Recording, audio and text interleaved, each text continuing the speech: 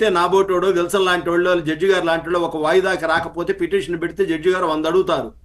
ఏంది మొన్న కూడా రాలేదు, నిన్న కూడా రాలేదు అని చెప్పి ఎన్బిడి వెంటనే మాకు అరెస్ట్ వారెంట్ ఇస్తారు. అరెస్ట్ వారెంట్ ఇచ్చిన దగ్గర నుంచి మమ్మల్ని తీసుకొస్తారు. మళ్ళీ మేము పెట్టుకోవాలి, మళ్ళీ ఎన్బిడబ్ల్యూని రికాల్ చేసుకోవాలి.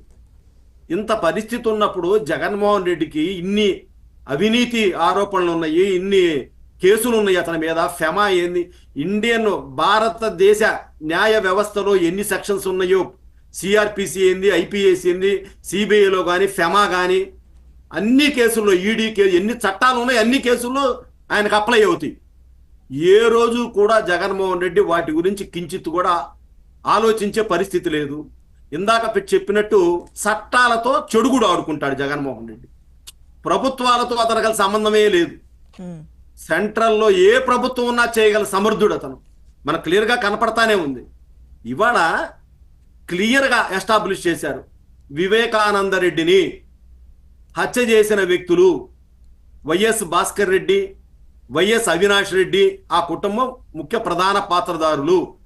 కంటిన్యూ అక్కడి నుంచి అప్పటి ముఖ్యమంత్రి జగన్మోహన్ రెడ్డి వారి సతీమణి భారతికి ఫోన్లు వెళ్ళినయి, క్లియర్ కట్ గా సాక్ష్యాలతో సహా వచ్చినాయి.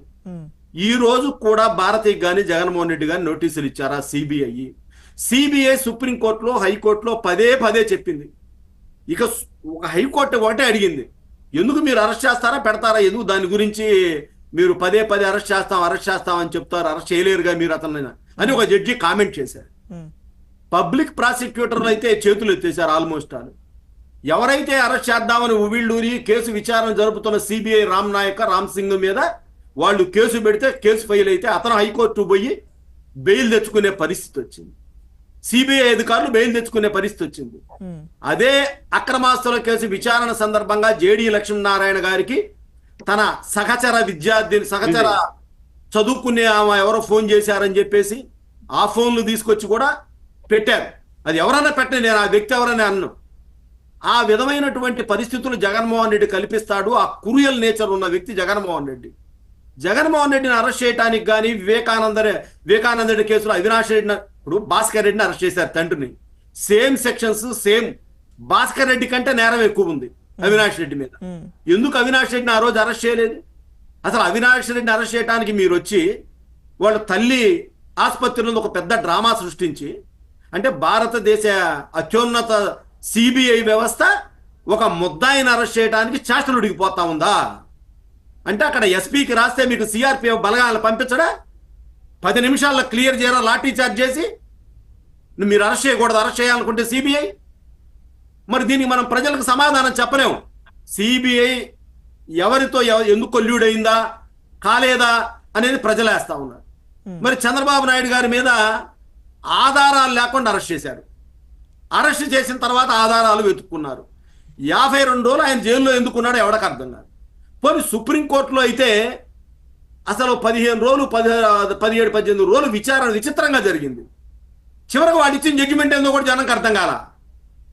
చంద్రబాబు నాయుడు బెయిల్ ఇచ్చారా, వద్దన్నారా, ఇవ్వమన్నారా అనేది కూడా ఎవరికి అర్థం కాల. చివరికి హైకోర్టులో బెయిల్ తెచ్చుకున్నాడు. ఈ సాగతీతలేందో అర్థం కాదు హైకోర్టు జడ్జెస్. మరి కొన్ని బెంచెస్ మీద అసలు అయితే మరి నేను కూడా బీజేపీ మా అన్న చెప్పినట్టు నేను కూడా సగటు పౌరుడుగా మాట్లాడతాను. నేను సెంట్రల్ యూనివర్సిటీ ప్రొఫెసర్ సాయిబాబా ఏం పాపం చేశాడండి? పుట్టుకతో వికలాంగుడు, 2 కాళ్ళు లేవు.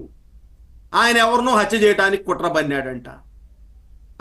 ఆయనకి బాంబే కోర్టు బెయిల్ ఇచ్చింది. సాయంత్రానికి మళ్ళా వేరే జడ్జి బెయిల్ రద్దు చేస్తారు. బయటికి రాకుండానే లోపలేస్తారు. అతను వచ్చాడు, అతనికి ఏ ట్రీట్మెంట్ జరిగిందో తెలియదు, రాగానే చనిపోయాడు. ఎవరో దీనికి బాధ్యుడు? ఏంటి ఆయన చేసిన నేరం ఏంటి? 2 కాళ్ళు లేని వ్యక్తి హత్యలకి మేధస్సును ఉపయోగించి హత్య నేరం చేయబోతారా? అంటే ఈ న్యాయ వ్యవస్థలను సిబిఐ వ్యవస్థ చక్కగా పనిచేస్తుందో మనం అనుకోవాలా? నేను పార్టీల గురించి మాట్లాడలేదమ్మా. నేను ఇక్కడ నేను ఒక పార్టీ, మా అన్న చెప్పినట్టు బీజేపీ అన్నయ్య చెప్పినట్టు నేను వ్యక్తిగతంగానే మాట్లాడతా ఉన్నా. నేను పార్టీలు కాదు. ఇంకా ఎక్స్ట్రాడినరీగా మాట్లాడితే చాలా సబ్జెక్ట్ ఉంది, చాలా సబ్జెక్ట్. అసలు జగన్మోహన్ రెడ్డి అనే వాడిని బెయిల్ ఎప్పుడో క్యాన్సిల్ చేయాలి. ఎన్నిసార్లు ఎన్ని వైలేట్ అయ్యాడు రూల్స్. అతను ఏమని చెప్పాడు? పెద్ద లక్షల లెక్క చెప్పాడు. ఇది నేను హైదరాబాద్, నేను ఇక్కడి నుంచి అమరావతి నుంచి హైదరాబాద్ పోవాలంటే చాలా ఇబ్బంది, సెక్యూరిటీ పాడుబడి చెప్పాడు.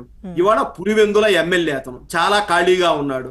ఇవాళ ఎందుకంటే వెంటనే నోటీస్ ఇష్యూ చేసి సిబిఐ ఎందుకు, ఇప్పుడు రామకృష్ణరాజు ఎవరంటున్నా దీంట్లో, సిబిఐ ఎందుకు బెయిల్ క్యాన్సిల్ చేయండి అని చెప్పి చూపెట్టదు. దీంట్లో సహచర